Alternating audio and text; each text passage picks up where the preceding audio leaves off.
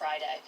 And I want to know, do you think because he now has firsthand knowledge in which he explains he overheard a conversation between the President of the United States and Gordon Sondland, isn't he credible? This was firsthand. Well, I mean, look, he overheard a conversation. Specifically mention of the Bidens and investigation. We don't know if the other two people at the table are going to vouch for his story. We'll see, because there was 4 people at the table.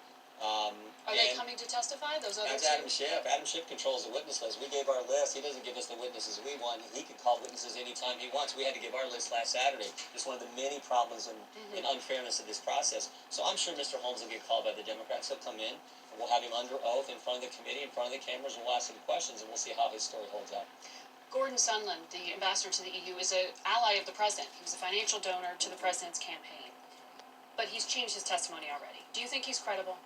His addendum to his testimony, never forget, he said, I presume this happened. So again, he'll be in front of us this week as well, as will Mr. Morrison, as will Mr. Vindman, as will Ms. Williams, and we're going to have a host of witnesses. So again, we'll see how his testimony plays out. What I also know is he said there was never any quid pro quo in the text message responding to others on that text chain. So we'll have him in front of us and we'll find out. That text chain, you're right, but then in this conversation that David Holmes has testified about, he says he heard the president ask, so he's going to do the investigation, and Sondland replied, he's going to do it.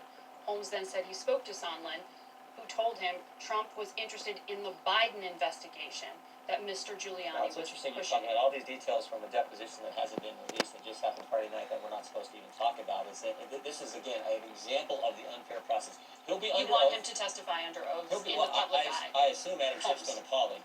And remember, this based on what Mr. Taylor told us in the open hearing earlier this week as their first witness, he said that this happened with a conversation that he wasn't a part of, Mr. Holmes, and he's listening in on a conversation between Ambassador Sondland and the President of the United States. So we'll have questions for him, and we'll see how it stands up. Do you think Gordon Sondland was acting on his own? He says he talks to the president all the time.